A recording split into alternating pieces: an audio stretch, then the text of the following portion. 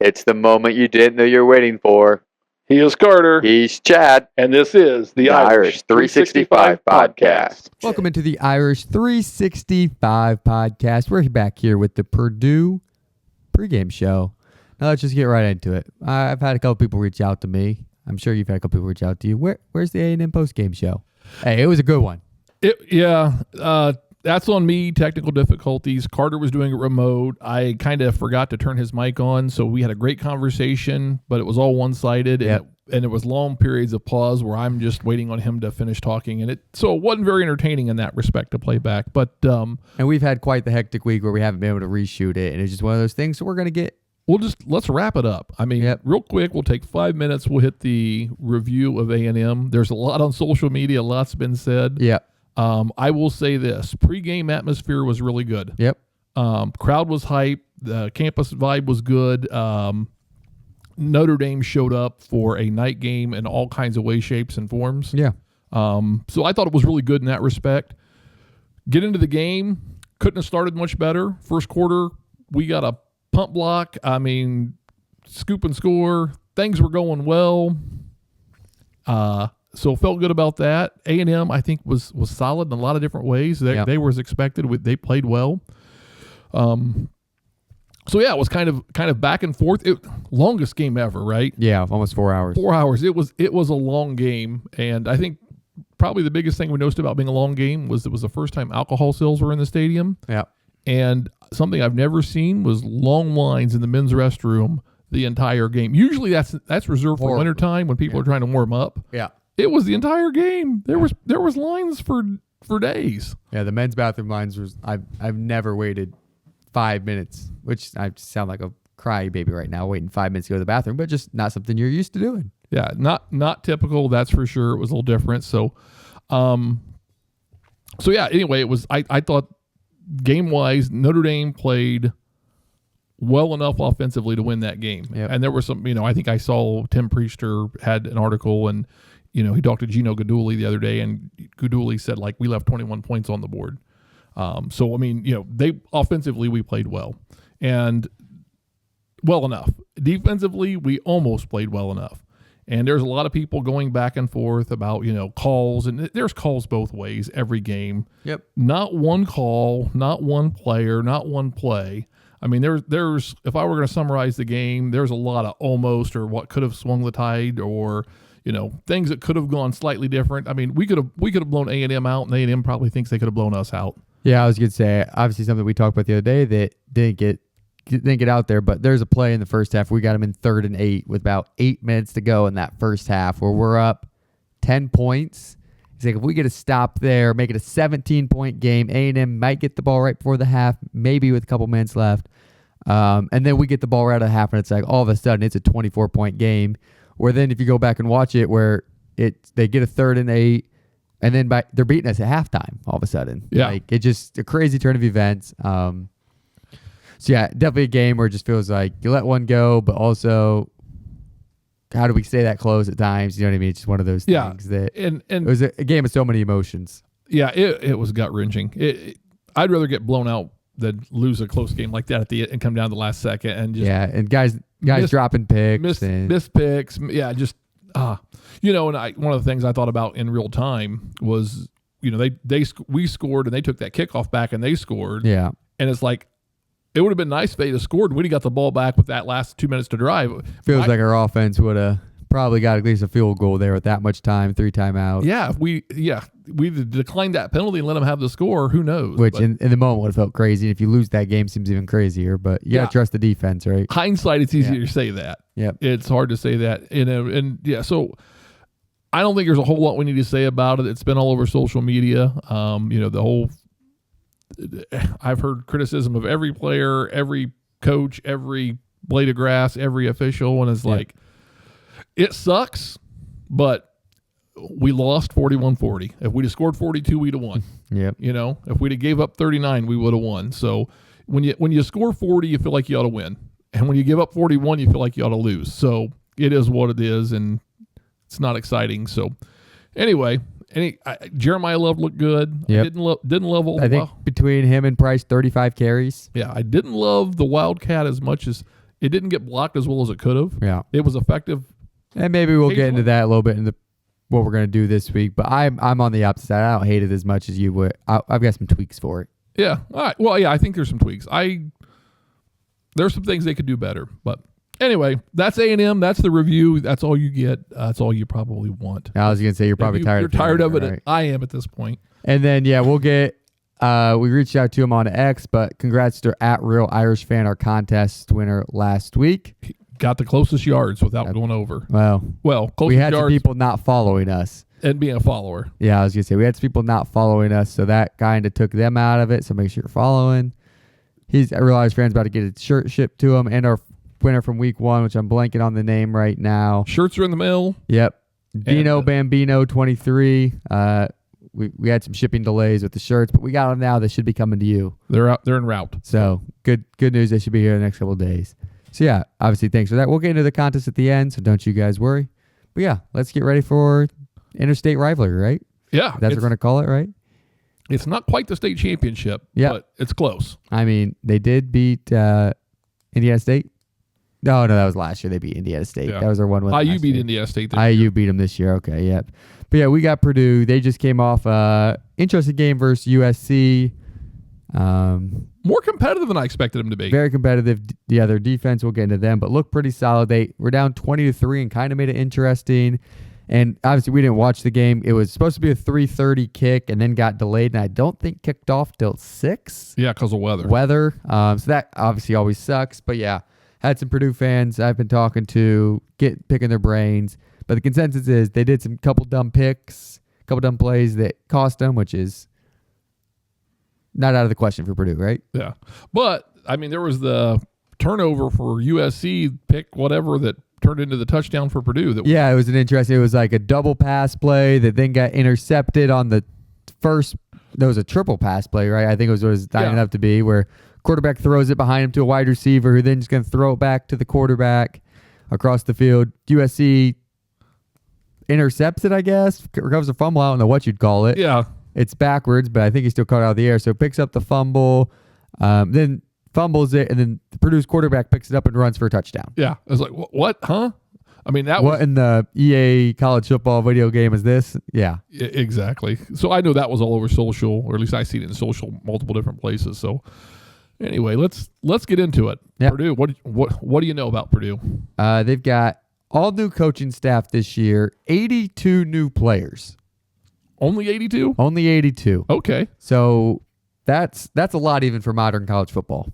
That's almost what IU did last year. Yeah. I mean, this is a team that's completely different from last year. It looks like they're competing out on the field. You're not just going to go and walk all over them. They look like they have a little pride this year, which I think is definitely something you felt like they lacked last year. Not just losing games, but just in like, okay, what are we doing here? Jeff Brom was definitely their coach for a long time, where they were just they weren't a national championship team, but if you didn't take them seriously, they're going to go out and they're going to beat you. They can sneak on you. Yeah, exactly. And it's a team that they just can compete. And it sounds like they're kind of getting back to that. I've got some friends, Christian Payton, shout out to you guys for all the info on Purdue, because I'm going to be honest, I haven't watched a lick of Purdue football this year. I guess I watched like a quarter when they're playing Ball State, right? I guess I saw some preseason highlights, which they were dropping balls, and I thought, is that all the media's got?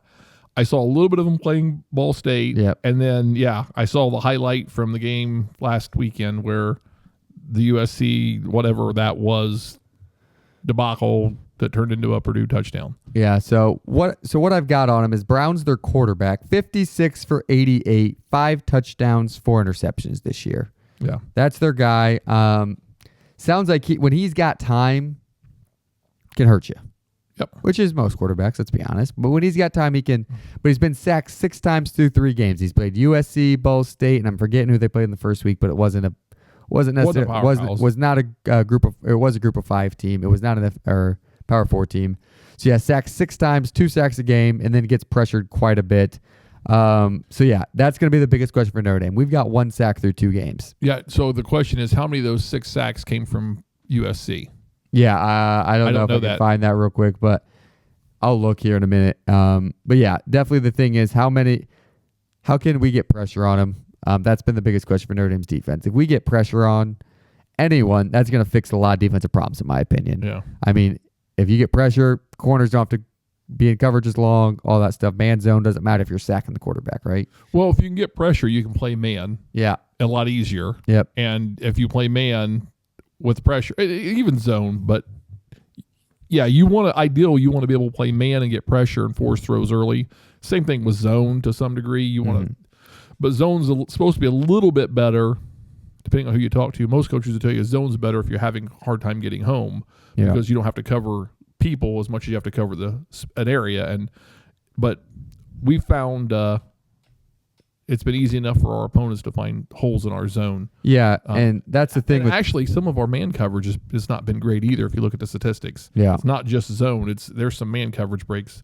Zone's been better for us, but it's not like man's been perfect either. USC had 5 of the sacks. Okay, so tells you what you need to know when they play in action because their first game was Southern Illinois, and then Ball State, then Southern Illinois, and then lost to USC last weekend. Okay, so but also Brown had 3 interceptions last week versus USC, and I'm assuming with pressure and all those things. But he also did go 24 for 39 and 305. Not a bad. I mean, obviously take away the interceptions. It's a lot different story, I'm sure, because it's 33-17.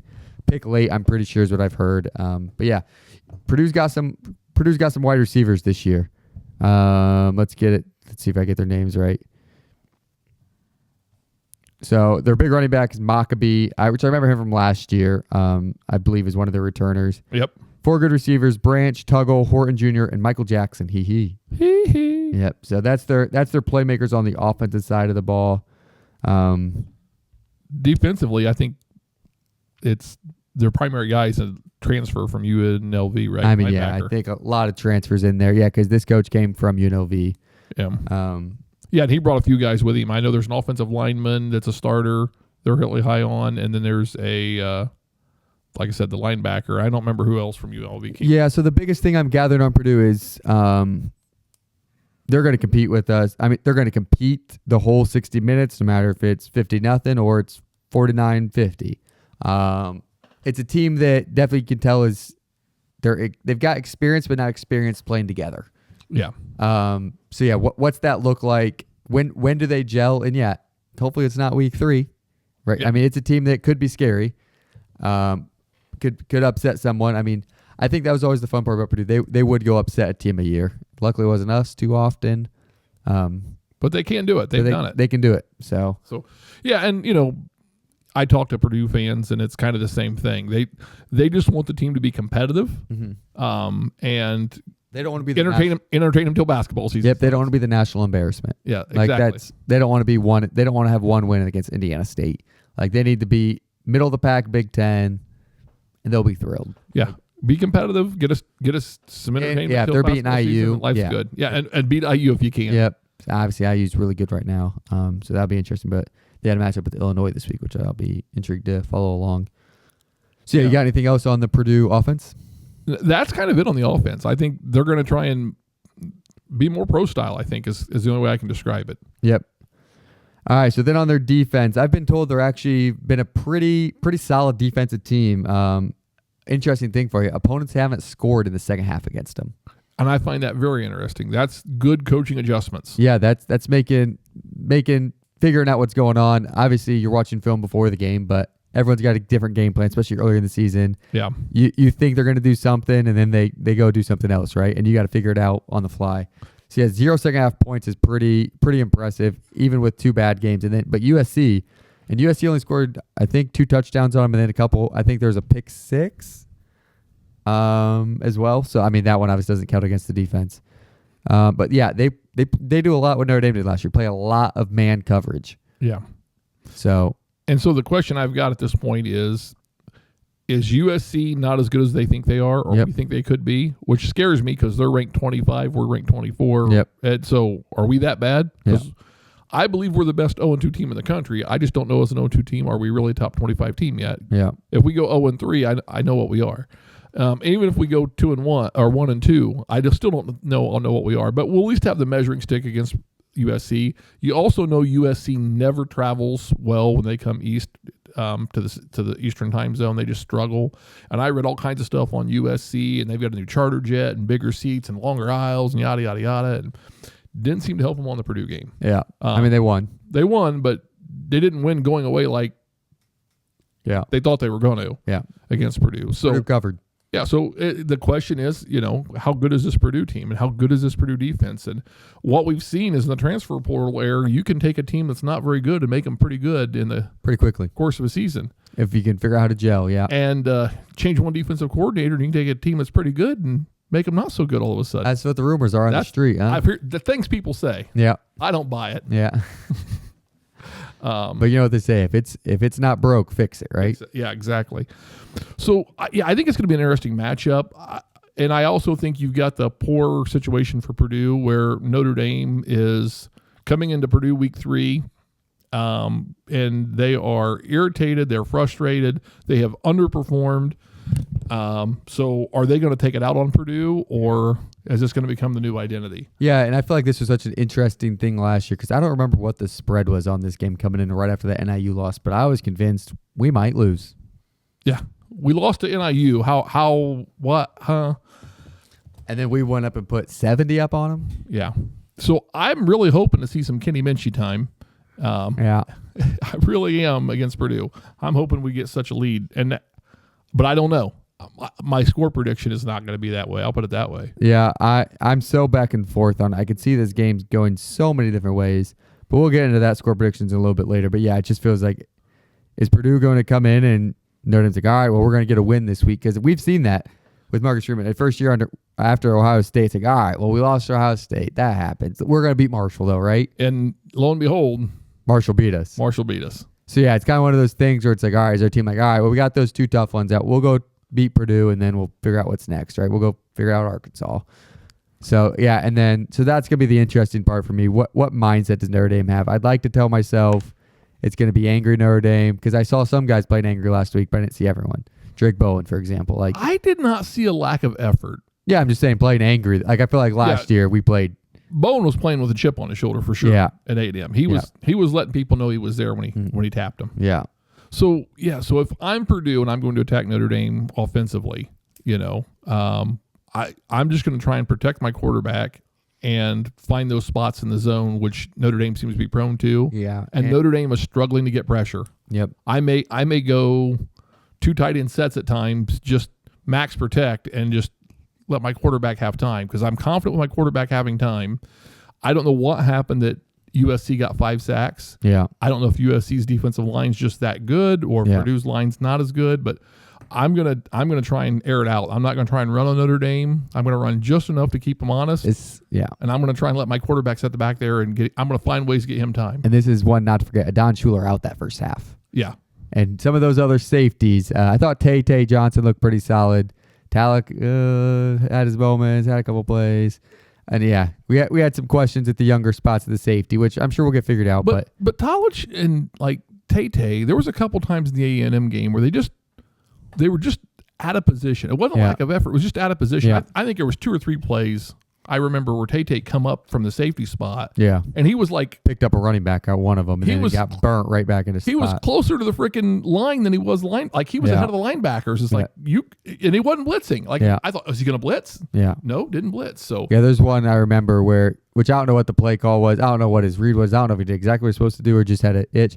But the running back came out almost out of the backfield, and he just shoots up the gap right at the running back, and then quarterback just found right where he was. Yeah. So I don't know if that's who he's supposed to be on. That's what his play assignment was, and he's picking up the running back, comes out of the backfield, and other guys got his back. But it'll be interesting this week. Purdue can throw the ball. They can put up some numbers offensively, and they got to feel good about their chances about going into a shootout with Notre Dame at this point. Yeah, like okay, if their defense is as good as it has been the second half, can they run with us? Can they score with us? And then can they stop us second half? Yeah. And I feel like our offense is just getting started, and I feel like our offense is going to be as good as our defense was last year. Unfortunately, our defense isn't playing to that standard. But if I'm Purdue, that's kind of my game plan going in offensively. Yeah. Defensively, if I'm Purdue, I'm going to do what I've been doing at this point, because I'm going to probably try and take away I'm going to probably try and take away the throw. And they're going to run man coverage. They're not going to let CJ burn you deep. Keep everything in front of you. Shorten the game by making Notre Dame run the ball. Now, see if we stay patient. Yeah.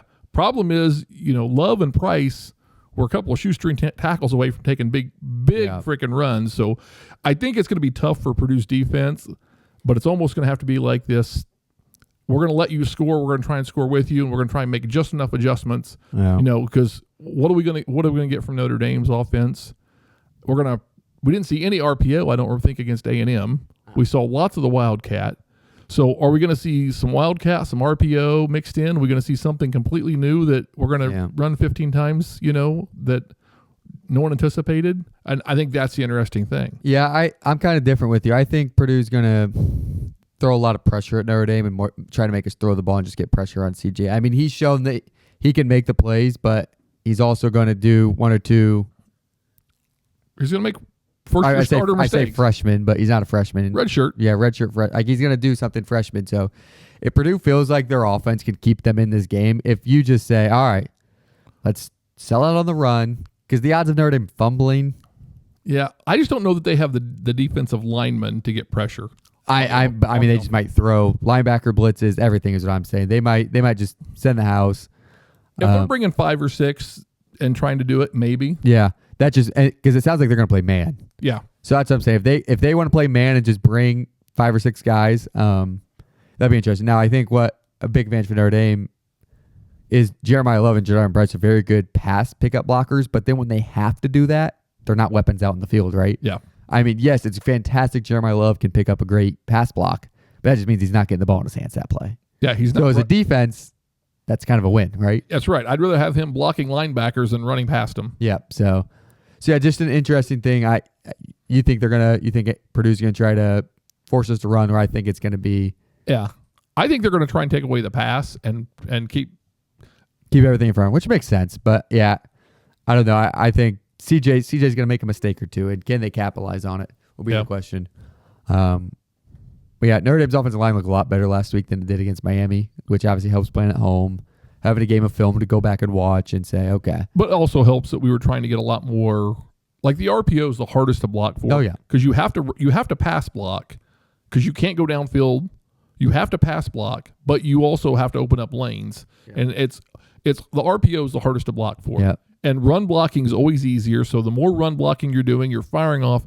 Because when you're run blocking, you can just hit the guy and take him down the field 40 yards, and no one's going to throw a flag on you. Yeah. You don't have to worry about that kind of a thing. So I think getting more run plays helped the offensive line, and then it was easier to pass block because you got your mojo going. So from the Notre Dame perspective, I expect us to try and run a lot anyway. Yeah. I think we will. I think that'll be the big thing. I think we'll see the quarterback draw show its head a little bit. I think we're going to see Jeremiah Love and Price getting the ball a lot, because I think that's going to be something that I don't think the Purdue's front is going to be so. They got a good linebacker, but I don't think they're going to be so stout that we won't feel like we can't just run the ball on them. Yeah. And if they do suck up, then we can try and throw the ball over the top. Let CJ throw sparingly. I'll say maybe 1/3 of our plays are pass plays. I don't think we're going to be balanced. I think we're going to be 2/3 run, 1/3 pass, and now 2/3 will include a few designed quarterback draws. Okay, that's a fair thing. So yeah, let's get into the Wildcat. It'll be interesting if we see it again this week. But here's my big thing. I know a lot of people hated that. Why we keep doing this? But we got a couple big 7-8 yard plays on it. My thing is, I want to see it with CJ Carr out of the game. I know people are like, well, when CJ's over there, like no one thinks Jeremiah Love's going to throw the ball. I understand. I don't think Jeremiah Love's going to throw the ball either. But my take was with Riley Leonard last year, how many 3rd and 1s, 4th and 1s? It seemed like 95% of the time when we got in that, it was a QB draw, right? Yeah. Like, it was a very predictable play. Now, Riley Leonard did have the threat to throw it. I hear you. Yeah. But if we just put an extra blocker in or put Price in instead and just sell out on the Wildcat, we're going to do it. I think a lot more people we'd have a lot more success. If you put an extra tight end to block and just have Love go up the gut, get the yard or two, I love it. Pun intended. Or you get Price in there and do a little option play. You'd pay for that. You'd pay that price. Yeah. Okay. That's what I'm saying. But could you imagine Love taking a snap and either figuring out if the defense end's coming in, and if he's not, then giving it the Price up the gut Or if he is, then Love just takes it around the edge. Yeah. I would like that, but I don't see that happening. I'm just saying. I just don't want to see CJ Carr. I'm not expecting my starting quarterback to go be blocking a corner out there, but that's how we got stopped a couple times. If right? I were going to do anything different, I would just send CJ to the boundary. I would send him wide out. Yeah, okay, I'm fine with that. Just get him not where it's like if the corner wants to blitz, off because he doesn't respect CJ, he's going to get there pretty quick. Yeah. And Jeremiah Love's not going to have a chance to throw the ball. But get CJ way out there on the boundary, and if that guy wants to leave CJ on an island, then Jeremiah Love doesn't have to be real accurate at all. And I don't know how good Jeremiah can throw a ball. I've never seen him throw a ball, a dart, or even a tantrum. Yeah. I've seen him throw an opposing would-be tackler onto the ground, but that's it. But then you got a situation where he could literally heave the ball 30 yards in the air to a wide open CJ Carr and look like a punt to run underneath it and get you 5 or 6 yards, even in the worst case scenario. Yeah. So if they're going to run the Wildcat and keep CJ on, get him in that wide out, not in the slot position, because I think him in the slot, like you said, the corner blitz would just come and just destroy the play. Yeah, because Jeremiah Love gets that first down that gets stopped on 4th and 1, but CJ just doesn't even. Yeah. And I'm not like, oh, why is CJ not block? Like obviously you want a quarterback too, but if he gets hurt there, then everyone's like, what the heck are we doing? Yeah. Like, did you want to get him hurt? Yeah, exactly. So it's one of those things where I think we'll see it again. I don't think we'll see it against Purdue though. Yeah, I think against Purdue. I'll be surprised if we see Wildcat. Okay. And I think maybe RPO makes a appearance, but so what do you think we do on short plays? Do you think we're just going back to handoffs? Or we're doing the QB draw? Are we going tight end under center? We did that a couple years back. We're gonna have to have a third because week 1 it was the QB draw was our and short play, and that didn't go great. I think the Wildcat was our and short play this week. It went better than the QB draw in my opinion. Yeah. I don't know if I were going to change anything in the short yardage play, I'd put quarterback under center, and I would hand off to Jeremiah Love in a traditional format or Price. Just I don't like don't like the shotgun handoff because it's not 2nd and 1, it's 2nd and 6 at that point. I would just soon see us play traditional quarterback under center But that's the way I would do it. And I tend to more like Price in the short yardage situations because I think he'll run through someone if he obviously Love has that Penn State run, so I can't say anything about his short yardage not being there. But I just think Price is going to run through someone. If he gets hit at the line, there's a better chance he falls forward than Jeremiah Love, is my opinion. You're not going to go wrong with either of them. No, I don't think. I think it's a 1A, 1B situation. Yeah. If Price is in there, I'm not worried about it. Even Aeneas Williams. Yeah, I'm not worried about it in a 1C situation. Which we haven't talked about that much. We haven't seen much of Aeneas. Yeah, it's definitely been more 2 back. Yeah, just a lot more 2 back, not 3-4 this year. And I'm hoping to see CJ Carr sitting on the bench, Love sitting on the bench, Price sitting on the bench by 4th quarter, and Aeneas getting some playing time along with Kenny Minchie. I'm hoping to see some of that. So maybe that's one of the weeks we hit some of those little farther guys down for touchdown scores, huh? Yeah, I'm hoping, but we'll see. All right, well, let's get into I think that covers up our Notre Dame. What Notre Dame's going to try to do, what Purdue's going to try to do. Defensively, if I'm Notre Dame, though, we haven't talked about that. Yeah, we haven't got that. I'm going to figure out some way to get pressure. Pressure. Yeah, and we can't figure it out this week. And that's safety blitz, corner blitz. Yeah. We need 3 sacks minimum. And I don't know if you got a chance to go back and watch A&M, but our defensive ends were doing the same thing they were doing against Miami, and they were just trying to contain. They weren't trying to get pressure, so it's like... Would you call it containment? Maybe. I don't know what I'd call it. It's not effective. Yeah. And it's like Traore, Young, we got some dudes that, just let them freaking pin their ears back and go. Yeah, especially if Purdue's quarterback is going to be at his worst under pressure. At least get him under distress. Don't let him just throw some linebacker. Yeah, so something. Yeah, so I think we got to do something to get creative to get pressure. And obviously, it's not a talent, it's not an effort thing in our secondary or even our defense.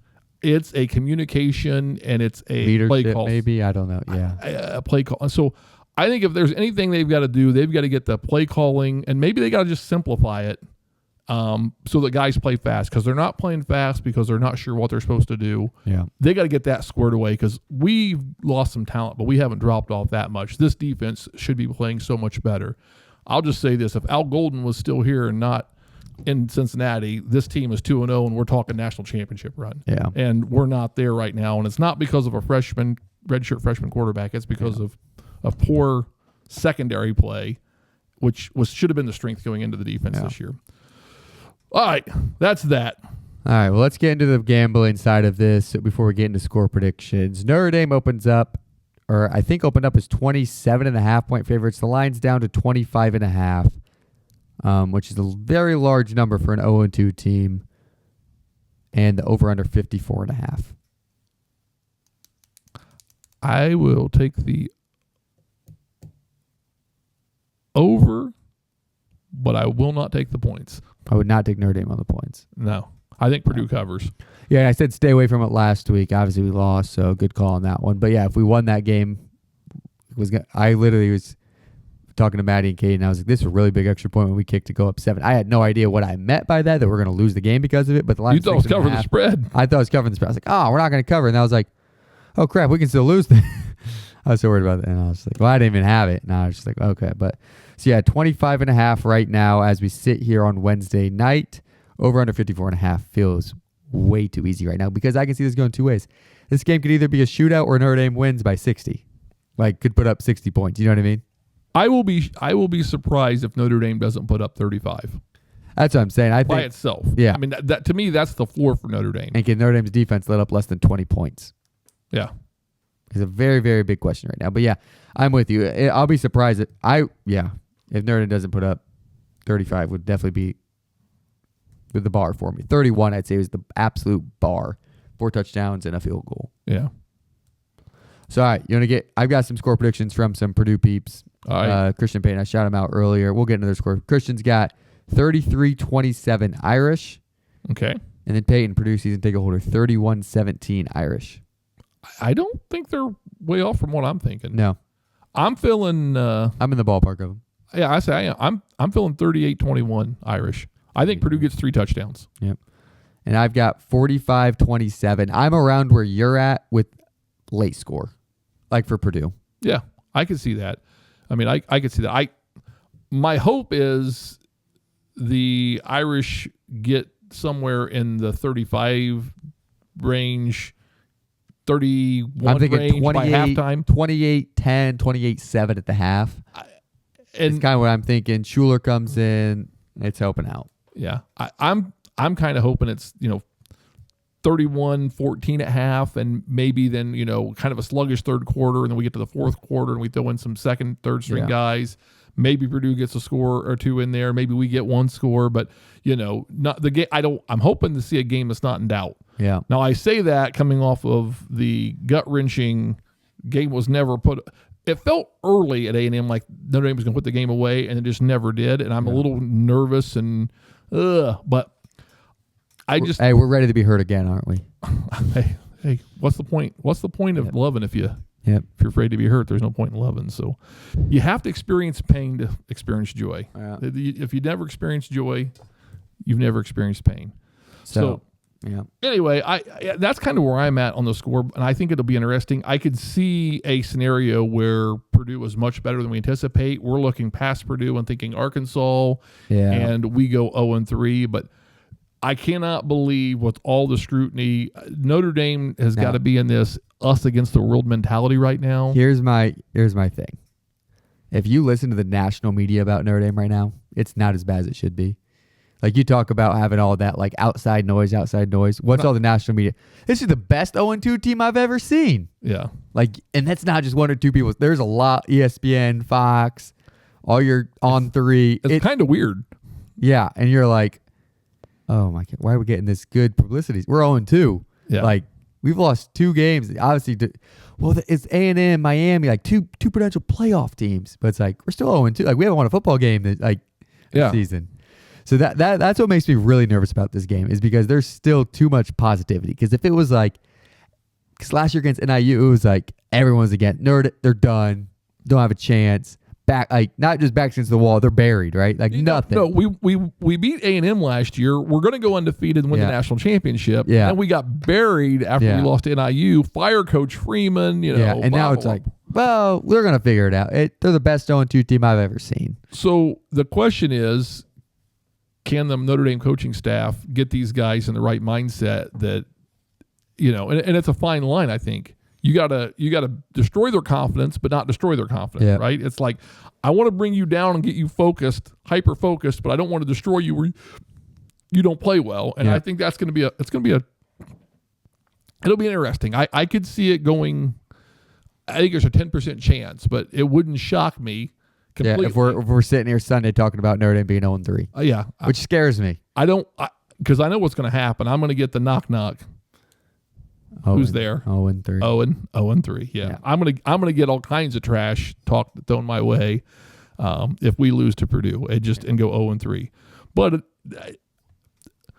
and maybe I'm a little pessimistic still. I didn't feel like we're gonna win it against A&M. I didn't feel good about A&M at kickoff. I started feeling really good about A&M through the game. Yeah. And then I got my heart broke again, and it's like Yeah. So I feel, hey, we need to go get you a Freeman cookie. I think is what we need. Yeah. We need some red velvet. I had one pregame. Oh shoot, I didn't know that. Yeah, I had a but they screwed it up. They gave me just the cookie with the frosting. They didn't give me the sandwich, so I'm going to blame it on. I should have saved it till halftime. Yeah, that's on you then. That's on me. Yeah. But I don't feel like Notre Dame by 1,000,000 in this game. Yeah. I think we're still going to have some struggles, but I think we're going to have a chance to figure some things out. I do feel like this is a game Notre Dame's going to right the ship. Yeah. Purdue's not going to be a walk in the park, but like I thought they were 4 weeks ago. Yeah. Because we're not playing at the level we should be, but I think we get some things figured out. So. All right. You got anything else on this one, or do you want to get in the contest? Let's talk contest. All right. Do you want to win 2 free tickets to Syracuse versus Notre Dame? You mean 2 tickets to the Syracuse game? 2 tickets, 2 to see Steve Angeli, who's balling out in Syracuse? Yep, no kid. Come in to Notre Dame Stadium on Senior Day. Homecoming for him, sort of. Right? Yeah. Yeah, if you'd like to do that, all you got to do is correctly enter our contest and correctly. You got to be following us. So if you'd like us to tell you how to get 2 tickets to Notre Dame game for free. Yep. It's pretty easy. Yep. Follow us on X. Yep. Comment on this post. Right underneath it. And just tell us how many yards CJ Carr is going to throw for against Purdue. Yep. That's it. I think we'll tell you how to get 2 tickets to the Syracuse Notre Dame game. Yep. Really cheap. Yep. Cheapest you ever get Notre Dame tickets. Yeah. But we're only going to tell one person how to do it. Yep. We're not going to tell anybody else. So we'll pick randomly from the person closest. Yep. You got to be following us because we had some people that were close last week and just weren't following us. We'd had a different winner. But, make sure you're following us. Comment underneath this post. You'll be entered into that draw that'll take place the week before that game. And you'll automatically win a sweet Irish 65 t-shirt that'll be shipped directly to your residence. That's right. You'll be the envy of your friends, neighbors, and probably the trolls that follow this podcast. Yeah. So, we wish you all the best. We wish you could all win, but you can't. Yeah. Well, it's, again, if you don't experience joy, you'll never experience pain. If you don't experience pain, you'll never experience joy. I said it by myself. So, get in to win those 2 free tickets to Notre Dame versus Syracuse on Senior Day. And speaking of pain, maybe he'll get to play against Purdue. Maybe. I would like that. I'd like to see Love, Price, and Payne. And Aeneas and just everyone. Yes. All right. Well, anything else? I think we're running short on time. Sounds like we're running out. Did we have a caller? We're not going to have time to get to the callers. So. All right. No callers today then. Sorry about that, Coach Freeman. We'll try and get you on next podcast. Yeah, we'll try. But our schedule's busy. I'm sure you understand. Yeah.